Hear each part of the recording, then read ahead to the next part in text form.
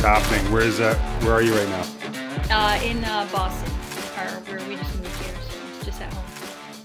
How's that been? Just the move and all that? Because you're obviously from Ontario, but is this like your first time being in Boston, like living in Boston? Yeah, so I was at Princeton in New Jersey, and then Yeah. took the job at Boston University. So we had moved up in July.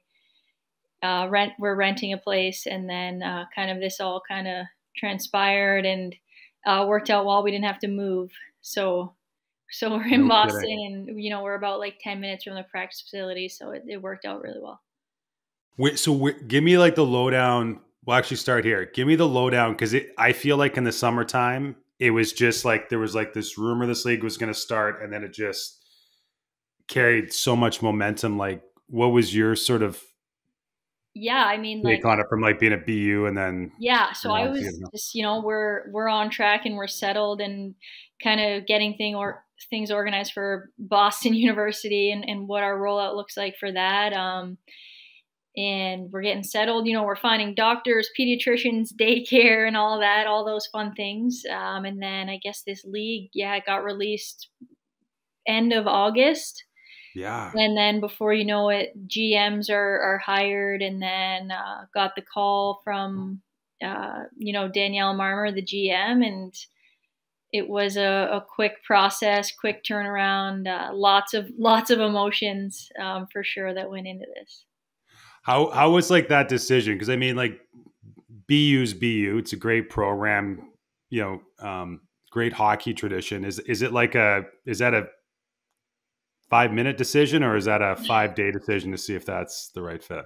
I think I would have loved to have a little bit more time, honestly, to make the decision, but things were happening so fast, like you said, right? The league unfolded, the GMs are chosen, and then the draft was on the 18th, but the free agency started on, was it the 5th?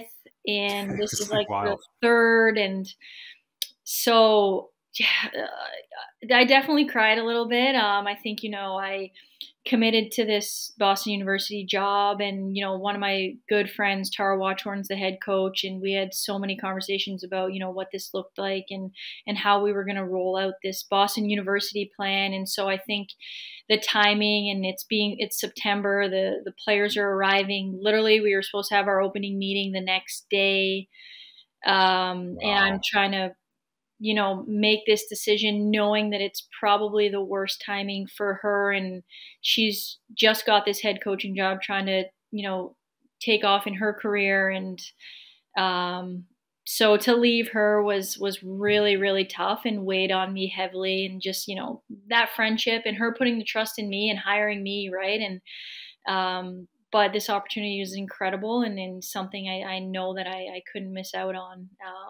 So all those thoughts bottled into about a 24-hour decision, and what's best for Wow. the family and what does that look like for us too. And so yeah, it was a crazy, crazy time.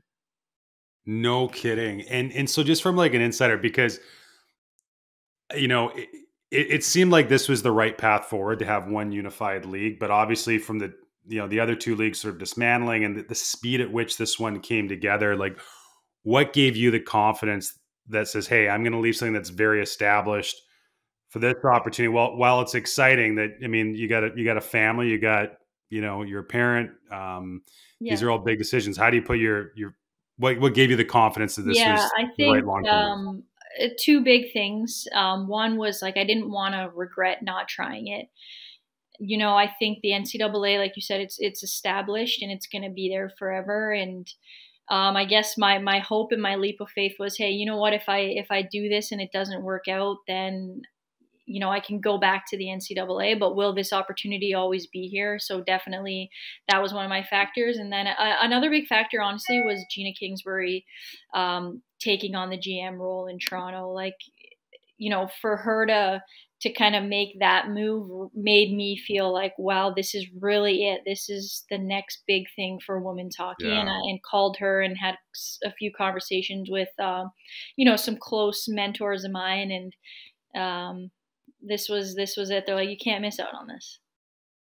You know what was really cool? Just like looking at the the degrees of separation from a lot of the coaches, the GMs. Like, it's such a unique thing because it seems like, in a way, it's like you all either played for each other or you've been on a similar coaching staff. It seems like you can draw a thread between everybody. And I would just imagine that, listen, I'm sure, I mean, you want to lift a trophy at the end of the year like everybody else, but I would imagine that everybody's very much pulling the rope in the same direction. And there's a bigger opportunity and picture of play here.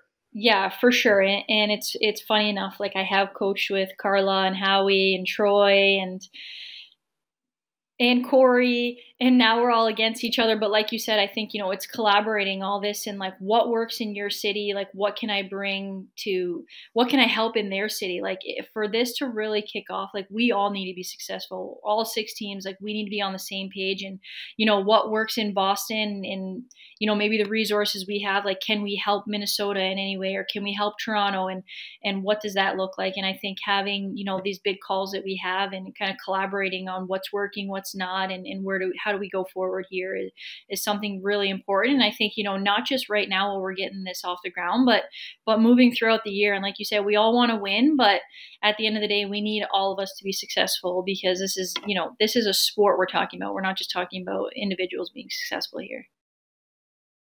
Is there going to be a team name before training camp opens on November 15th? And if you want to break it right here, no pressure. I will say there's a good possibility of a team name being announced. Awesome. What's the setup like in Boston? You mentioned a practice rink. Where are you guys going to play? And what's I guess just the overall? There's got to be so much work to get done behind the scenes from a dressing room perspective and just getting the logistics set up. What does that look like for you guys? Yeah, I'm not sure if we're allowed to release the exact locations yet. Okay. I think they're trying to iron things out and make sure that, everything's released at the same time, ticket sales, and how can we maximize our potential here.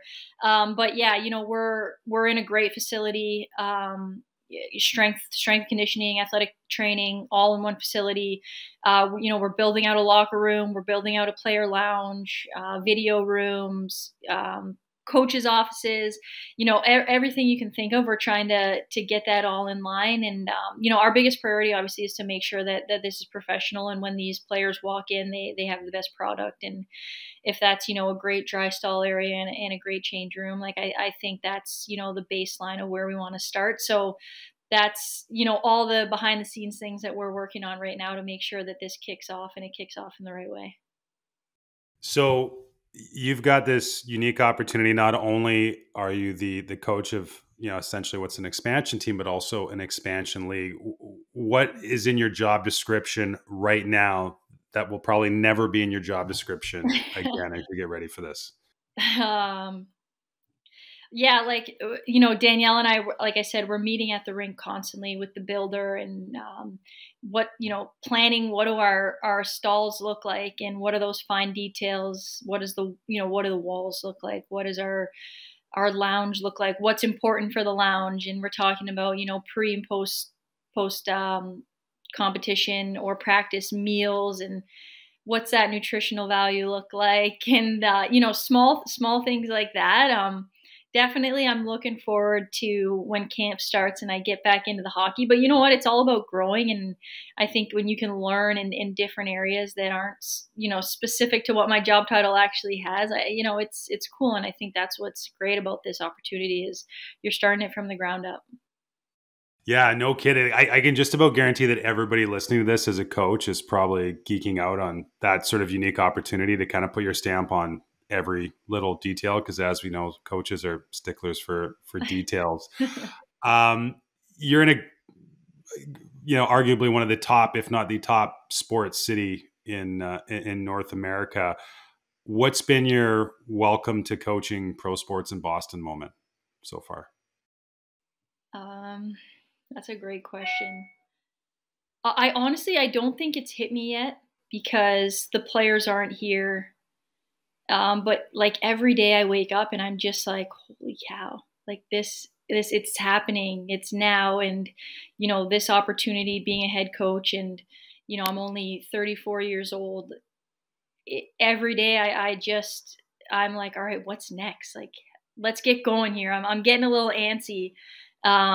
So I'm not sure, but honestly, the moment that we moved to Boston, like you can truly just feel that it's a sports city and that you're surrounded Yeah. by fans. And it's just like it's a great feeling to be a part of. And like I'm not even really a baseball player, but I'm like, let's go to the Red Sox game. Like, and I grew up in Toronto. So I think it's just like a little bit of a different feel in that this is a sports city. And these fans have supported women's hockey from the beginning, whether it be the CWHL, Yeah. and then into the PHF and the PWHPA and all these leagues, and they've always been fans and supporters, and I think that's what's so exciting. When you're putting your team together, and so this happens really quickly, and there's free agency, and I believe you were allowed to sign 3 free agents. Um, there's the draft, and then my understanding said there's also some free agents that will be invited to camp as well. Did you go into that process with a strategy of saying, hey, we're just going to assemble the best possible talent or pieces that we can, or was there maybe a bit more of a focus of saying we've kind of got a vision of how we want to play in there for the types of players that are going to fit best into that system or program? Yeah, I think a little bit of both. The depth of the pool was incredible. Like we have 6 teams that when each and every one of us looks at our own roster, we think, holy cow, because the depth is just incredible. And you go from, having 2 leagues to 1 and only having 6 teams. And so I think, when we all left that draft, we thought like, wow, this is the team that's going to win. But then you kind of look around the league and you look at Ottawa's roster and you look at Toronto's roster, and we all have depth to our rosters. And so I think, heading in, especially into free agency, for us to land Knight, Keller, and Frankel, like I think that's a phenomenal start. Hilary Knight brings so much experience to this table, has been through so much in her career on and off the ice. And I think that's so valuable to building a locker room of winners. She knows what it takes to win. And then you have, Megan Keller and Frankel, and both of them just tremendous leaders on and off the ice. And it's funny that they're 3 Americans and I'm Canadian, and I'm just pumped to have them, and we're really looking forward to get going. But I think that's a strong start, and what that leadership looks like, and how we roll it out, and having their voices, and like I said, using their experiences. Like I'm not just going to sit here and say that I know it all, right? And I think leaning on those players in times and listening to their voices as well, because they know what it takes to win.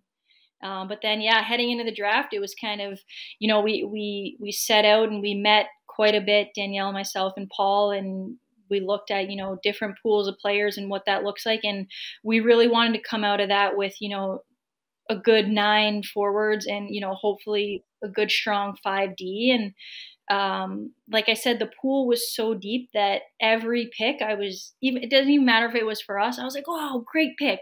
And then the next team would go up and I'm like, oh, this is awesome. And I felt like a little bit of a fan. Meanwhile, I'm entrenched, like Yeah. on the floor, like trying to pick a championship team. So it was just such an amazing experience to be a part of. So you mentioned Hilary Knight. So like you, I'm Canadian. So you see those competitions through a specific lens, but she just strikes me as somebody that has been, obviously a great ambassador for the sport and the female game, but just a fierce competitor. And I think it's really hard to watch her play and not have a tremendous amount of respect for what she brings to the table. I would think that as soon as she walks in the locker room, the standard is set and that other players have to try and meet that. When you've had conversations with her specifically, what sort of things has she maybe suggested or asked for in terms of just setting up the right culture and setting the table for success early? Yeah, her approach has been great. And I think it's funny because we played against each other and we've, both beaten each other and lost to each other on the world stage. And so it was kind of unique heading into our first call, not really knowing what to expect. But she's just like, what style are we going to play? Like, she's just excited. She's so thrilled that this is happening. She put so much work into this league, I bet. coming together. And she's right. She's just ready for the puck to drop. She's like, screw training camp. Like, let's get into the games. But I think she's willing to do whatever it takes for the team. And she said that, and, whatever role that might be. But I think, her biggest thing is like, let's create a culture where it's a winning culture and where people want to be there. During your opening press conference, you said that, you know, the team that pull, or the coach that pulls their team in the fastest is going to have success early. And you talked about the influence of players loving each other and playing for each other. How do you create that environment where that happens? Because I mean, it's not like you can draw that on a whiteboard, and it's not an X's and O's thing. Like, I feel like it's more, there's a lot of nuance to creating that type of environment. Yeah, and I don't think there's a set strategy like, oh, if you do this A, B, and C, then you're just flying. Yeah. I think it's, getting to know your players and what makes them tick, and whether it be on or off the ice. And I think, getting some team activities in while we're here at training camp and just creating that bonding outside of the rink. The bonding naturally happens at the rink and in the change room, but I think it's what happens away from the rink that's not scripted is when the true trust and friendships are built. I think I'm, not too far removed from playing, and I actually have played with a few of the players I'm about to coach, and I've actually coached some of the younger girls when they were, back in juniors that are now in this professional league. So I think I have a good starting point with a lot of the players, which I think really helps.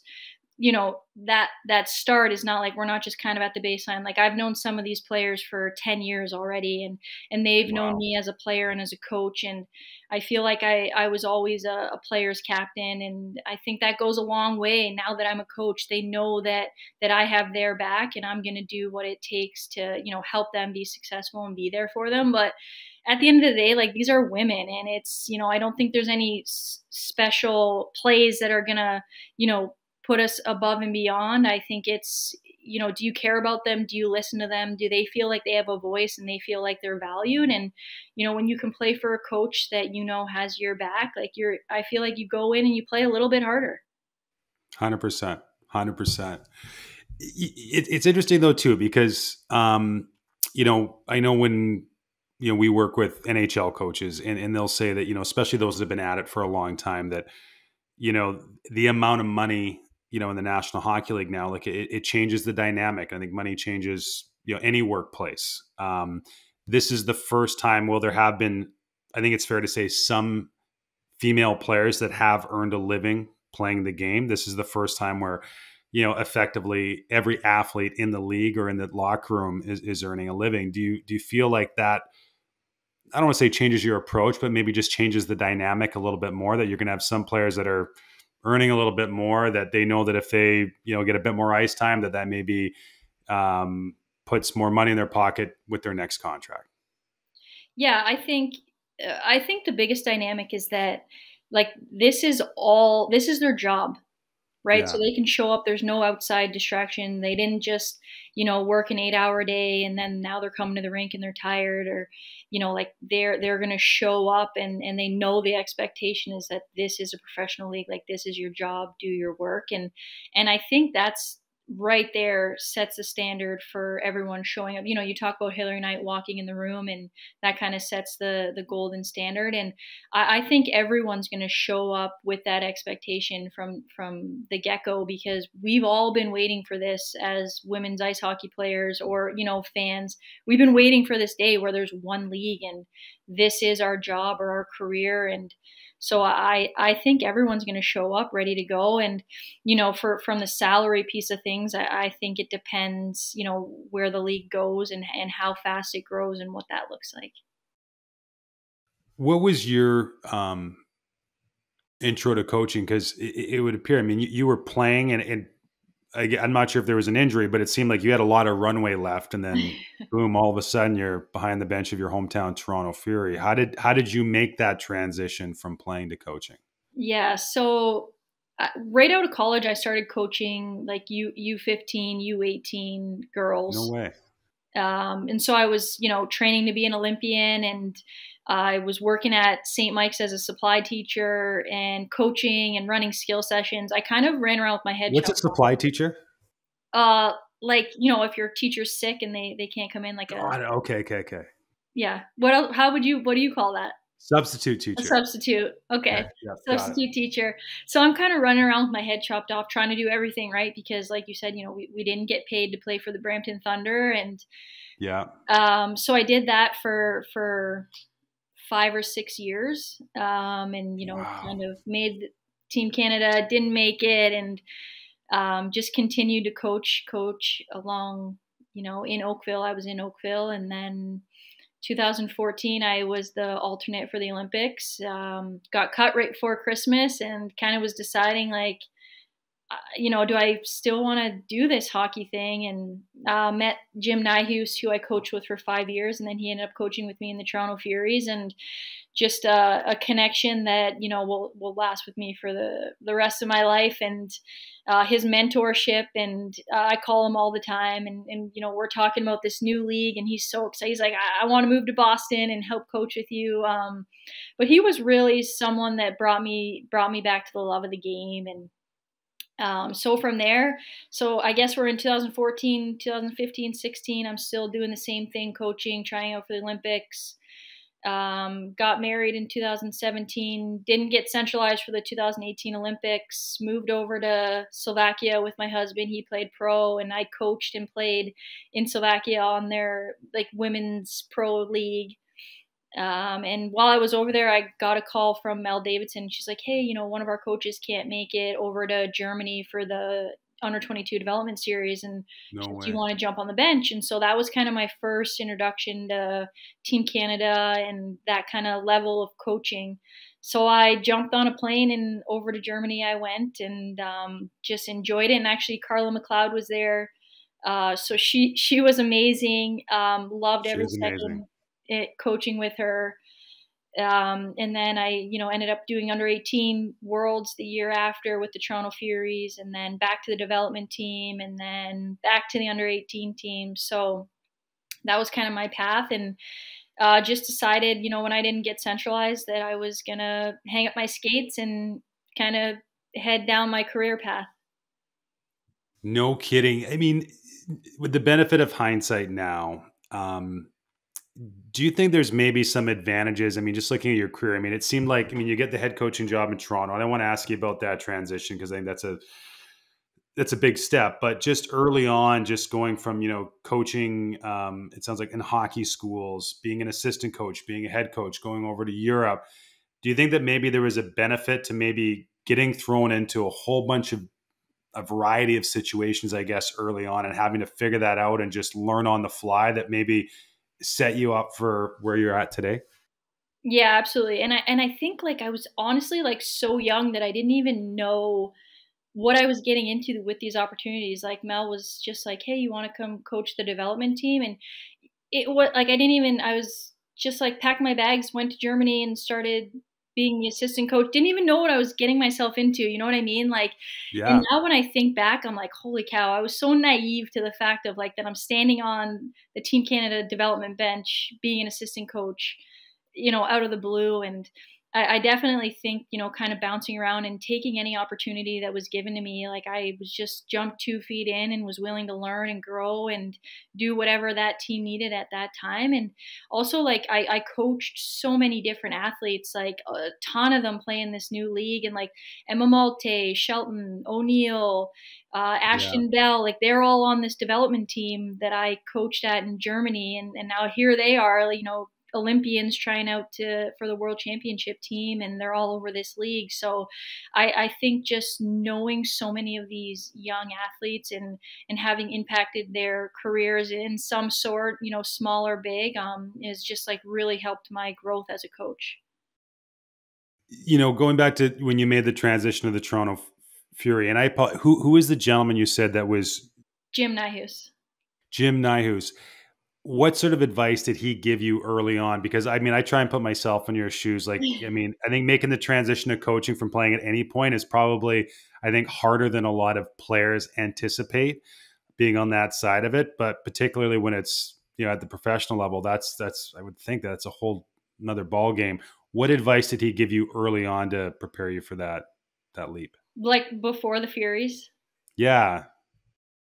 Um, I would just say like his passion for the game, like he's a firecracker. Like, he loves yelling and laughing, and just creates this environment, like this culture that we talk about, where the players want to show up and they have so much fun on the ice. And you kind of, you get engulfed in this dream of playing in the Olympics, and sometimes you forget about how much fun you're having along the way.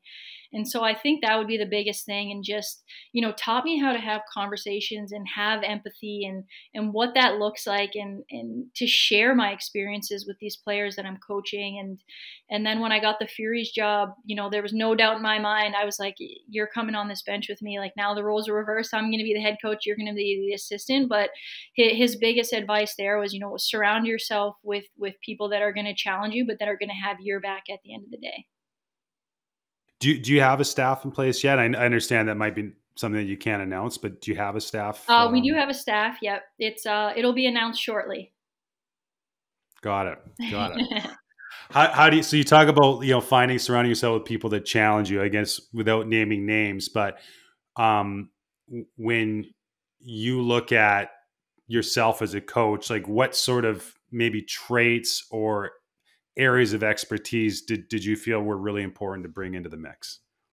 Yeah, I think, bringing in a D coach that I feel like confident in, like, here are your, 8D, let's just say, and run with them, and trust them that they're going to develop them, and the small details of, defense develops so late in their careers. And Yeah. I think, we have a young D core that has so much potential. And so trusting someone that's going to be able to develop them to their fullest potential. Definitely. Like, I was a forward and then went back to D. And so it's funny, like, I have this really strong passion about defense and coaching D. So to kind of separate myself, knowing that they're in good hands, obviously I'm still there, but just knowing that they're in good hands was definitely a big part of that decision. And I think, I can sometimes get a little, like, fiery on the bench, and I need someone to look at me and be like, hey, you need to calm down. Like, I need to be held accountable a little bit, and like, okay, all right, I need to calm down. That's interesting, because so in preparation for this, I reached out to a couple of your colleagues and I posed the question. I said, what's Courtney's superpower as a coach? And here's two of the responses. One was super chill, and the other was brutally honest. So you mentioned getting a little fired up on the bench. When you hear that somebody refers to you as being super chill, what are they talking about? Yeah, I am. I feel like I get along with all different types of personalities.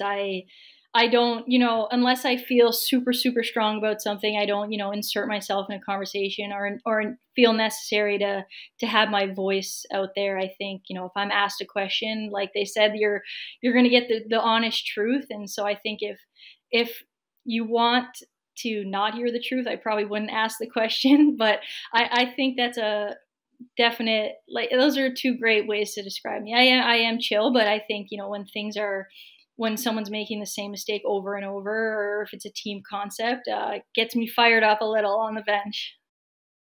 And what about, it was interesting. And it was Cara Morey that said that, she said brutally honest. And I sensed that was paid as a compliment. I think that's a really tough skill as a coach. It's an important one, but it's not a black and white thing. I think there's a big area of gray on how you approach those sort of maybe conversations. How have you learned to approach them? Yeah, I think it's something that I've continued to work on. As a young adult and player, my honesty could have come off, in a negative way.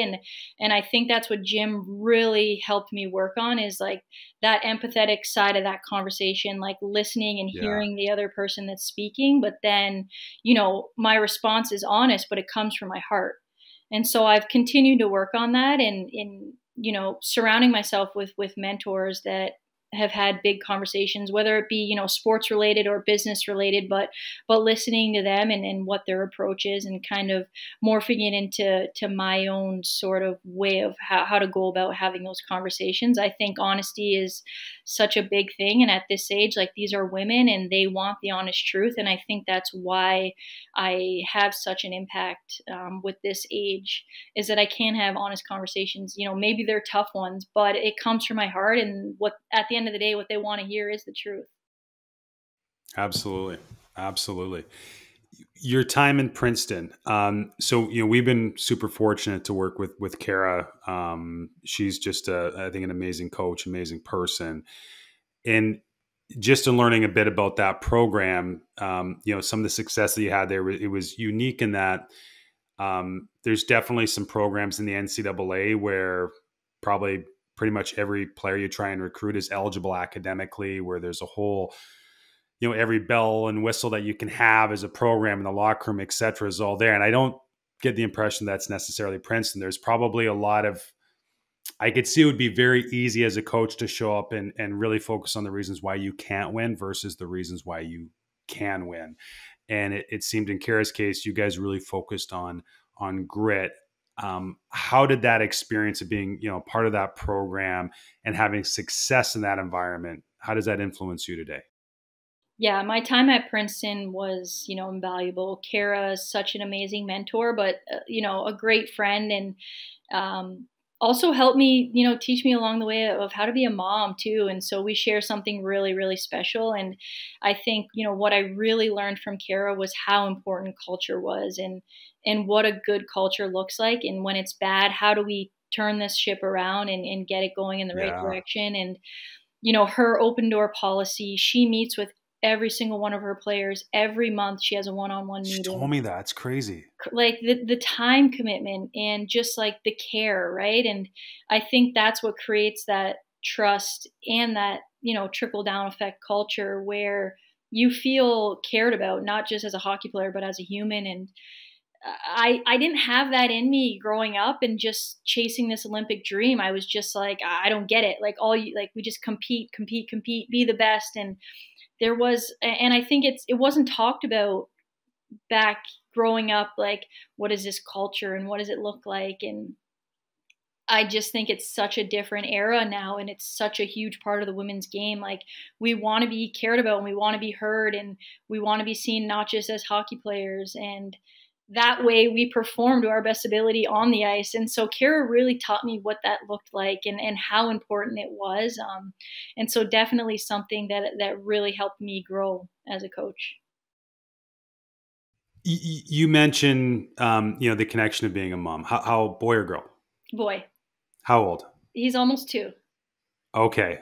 Oh man, you are in the middle of it right now. Um, so like just my own experience. So like I coached junior and university hockey for a long time, and now I coach my little guys. He's almost 5. His U7 program, and I mean it's different obviously because I'm coaching kids, but I often think that, if I were to go back to coaching junior or college hockey or just at any really competitive level, like the experience of being a parent would just, I honestly, I think it would dramatically change my approach if I had that opportunity again. I'm just curious. I mean, you talk about, the difference of being a player where you're trying to, make your way onto Olympic roster, but just as a leader and a parent now, do you think, how does this affect you as a coach and influence how you approach your job? Yeah, I think, as much as we love this game and live, breathe it, at the end of the day, it's not the end of the world. I think there's so many things that come into our lives that affect us, and everyone's different, and everyone's scenario and situation is so different. And um, I think I just have a bigger heart. Like, my heart grew a lot bigger, and I For see sure. the other side a lot more. And think about how is this affecting them outside the rink, or what does this look like tomorrow, and not just kind of being in that moment of like, we need to win now, like this is a championship team. And so I think my vision is just a little bit broader, which is good. I remember showing up to the rink, and I got Chris, and I'm 5 weeks, just had a baby, and I'm back in the office, and it's just like it's a family setting. And Cara's like, yeah, bring Chris in. I'm like, I don't want to bring Chris because I can't like do my job and like be a mom and be a hockey coach and do it all at once. But she was amazing. And like we went on recruiting trips with Chris, me, Cara, and Chris. And just to have that support, from your head coach just made me feel like I can do both. I can be a mom and I can be a hockey coach. So I've got two boys. I've got a much older one. I've got a younger one, but I've got like a picture here with the Richmond Sockeyes, and my little guy got to be a water boy for the team, and we won nationals. And it was just, to this day, it's something that was really, really special. I mean, gosh, I think of Chris, like, this experience that you're about to go on is going to be, I mean, it's going to be central to his world growing up. I mean, he's going to feel like, I'm sure, like he's just as much a part of the mix as yourself or any of the players. Like, it just, how cool is that you get to, I would think, bring him along for this journey. Yeah, I can't wait to get him around the team. And his birthday his second birthday is actually going to be right during training camp.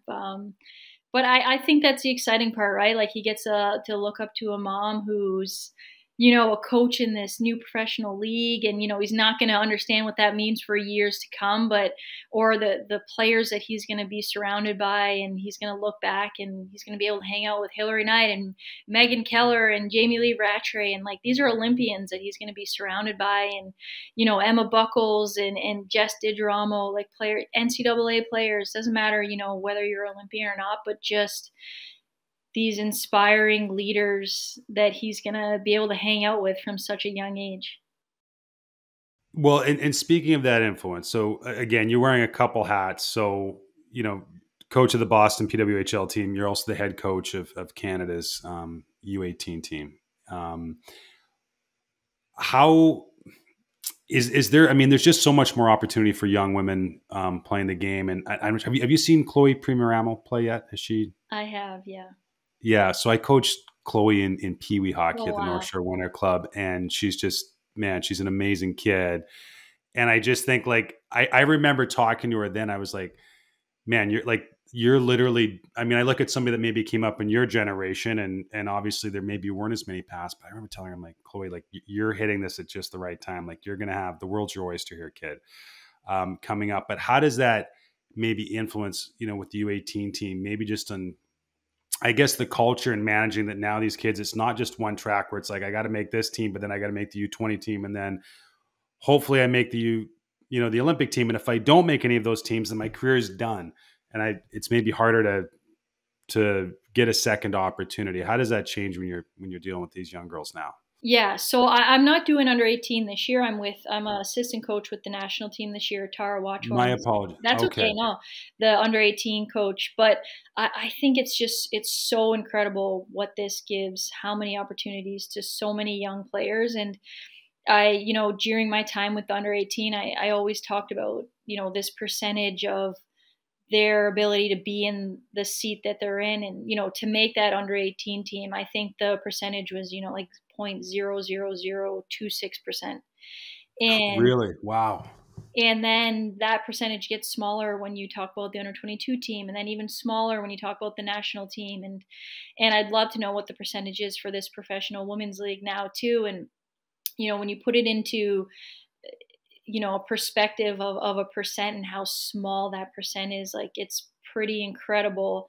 And I think really puts it into perspective for those young athletes, like, to not take it for granted and to continue to work. And you look at someone like Chloe Primarano, who's just, I think she's the next big thing to come in women's hockey. She's amazing. I mean, the way she moves across the blue line, her shot, you talk to her and she's a professional. She lives, eats, dreams, just wants to play hockey, and just absolutely loves it. I'm so excited to see where she ends up in the NCAA and to watch her career path through, Hockey Canada. I think she's going to do amazing things. But, I have a younger cousin who's heading into grade 9, and just to know that she has a possibility one day to play professionally is something so special. And to be able to, build this thing from the ground up is incredibly, it's an honor. What's the next step? Like, obviously this is, I think, a monumental one with just having one women's professional league, but what needs to happen next for the women's game to continue to grow? Yeah, I think, when this puck drops, I think it's gonna change the landscape of our game, and we need fans to come. We need to get out in the community. We need to engage all of our communities, and make them see how great this game is. And I think with that comes growth, and is that adding different more franchises to this league, 8, 10 teams, 12 teams. I don't know what that looks like, or when that happens, but I think our big thing right now is to get out into the communities and make sure that everyone knows that this is happening. We're here to stay, and we got a great game to show everyone. Well, I'd be curious because like we've talked about this a little bit. I know Jay Woodcroft was on the show a couple weeks ago, and he's got 2 young daughters, and we were talking about just in women's sports, it just seems like we're at this tipping point where, you've got like, the NCAA basketball tournament breaks viewership records. Nebraska volleyball sells out a football stadium for a game. Iowa basketball just plays in their team's football stadium. Like there's just seems to be, the Women's World Cup in soccer was unbelievable theater. And, I think the one thing that we're learning is that at the end of the day, when it comes to sports, more than anything, people cheer for stories. They cheer for stories that they can connect with people that they can relate to. I think we always talk about hockey players are very reserved and it's 110% and one day at a time.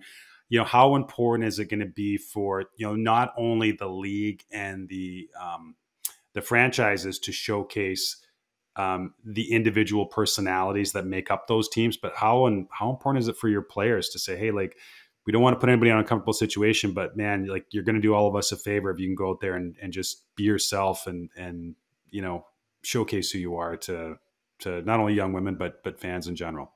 Yeah, I think it's huge, and I think these players know how important and valuable their voice is right now, and the time is now. Like this league is just the start, and to spread it, like you said, like we need to get out and show everyone these personalities and share our stories and our experiences and our failures, so that we can relate to our fans, or these young players that are watching us, or not us, I guess, these players.